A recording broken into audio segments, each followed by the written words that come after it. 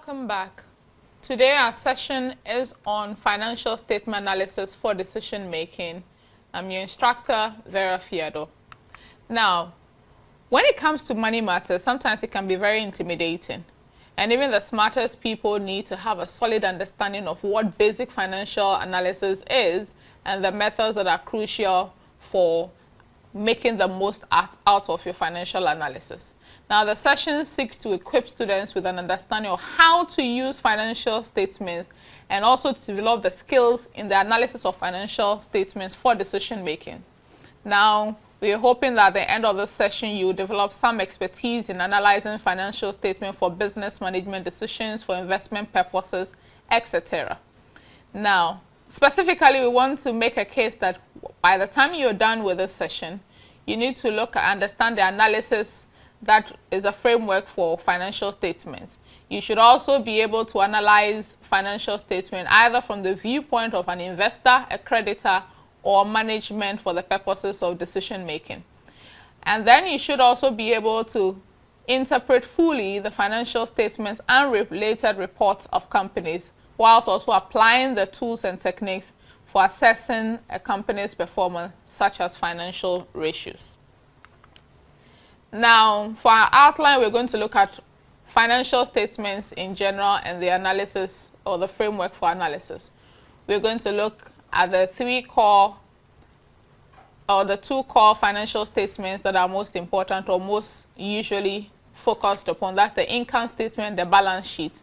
And then we're also going to look at how to evaluate these to understand the intrinsic determinants of financial performance. Now, let's give an overview of financial statements. Now, before we go into analysis of financial statements, you need to know what financial statements are.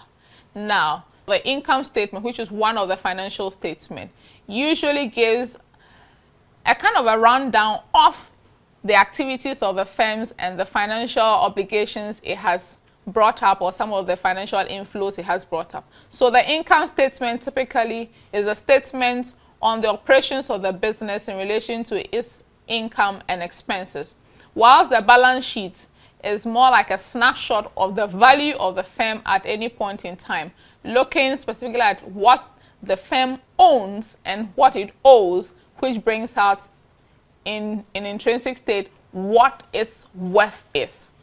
Now, financial analysis can be likened to a lab test. Done well, it has the ability to unearth issues such as weak areas, areas that need to be improved upon, areas of strength that the firm can leverage upon, and what have you. So that we can say that a financial analysis is a process of, first of all, selecting relevant financial data, evaluate it, interpret it along with other pertinent information with the purpose of coming up with an assessment of the company or the firm's present and future financial condition and performance.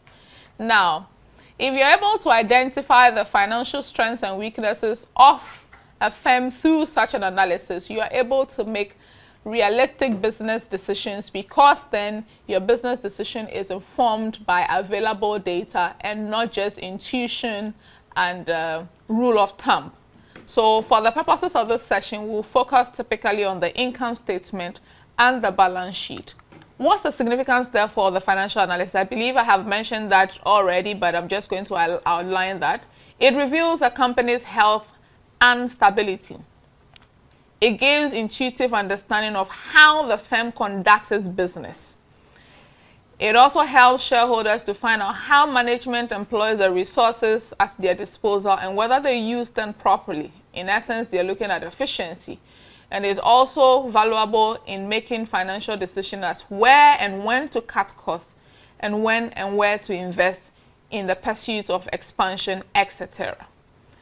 Now, when it comes to financial analysis, our first portion here is to look at the basic essence of what we refer to as the common size analysis. Now, the common size analysis typically looks at a case of sizing every item within the income statement or the balance sheet in relation to what we call a common item. That common item for the income statement is in relation to its sales item, because within the income statement, typically the main revenue generating item or the main revenue item in the income statement is sales, so that the income statement analysis that is employing the common size approach seeks to measure the firm's performance in relation to its sales and advise accordingly. When it moves to the balance sheet, the most important item is the firm's total asset. And so every item within the balance sheet is related to the total assets of the firm to realize whether it has too much debt, it's got too much equity, that is, if it's that possible, or whether it's got too much in terms of debtors in its books. Another common size analysis is what we refer to as the horizontal common size analysis.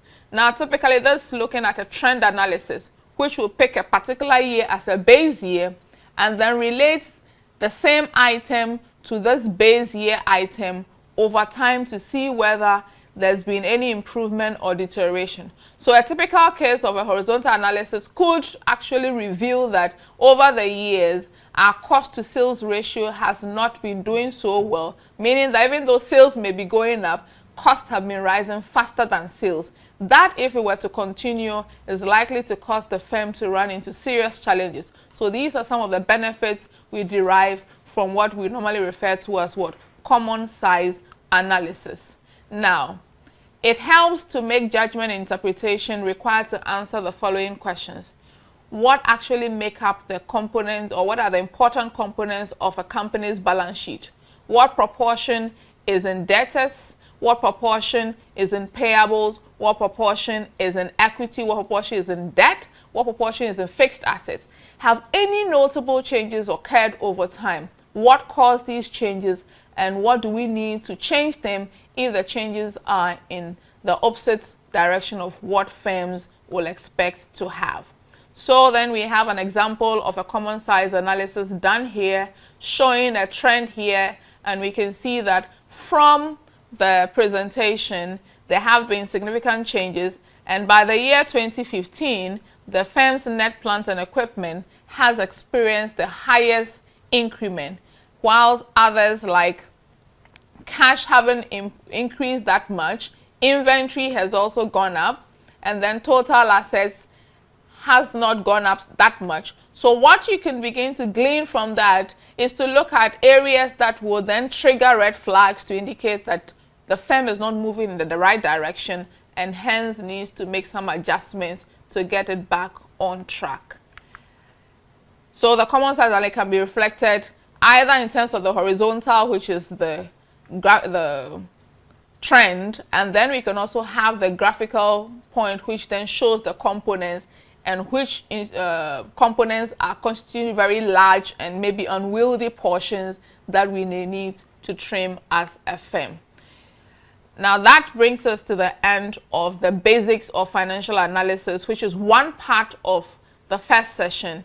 Having a good understanding of these is one of the key elements that helps in doing a serious health check on a firm, being able to advise, and being able to make the relevant projections based on the trends and the sizes seen in the firm's income statement and the balance sheet. Thank you.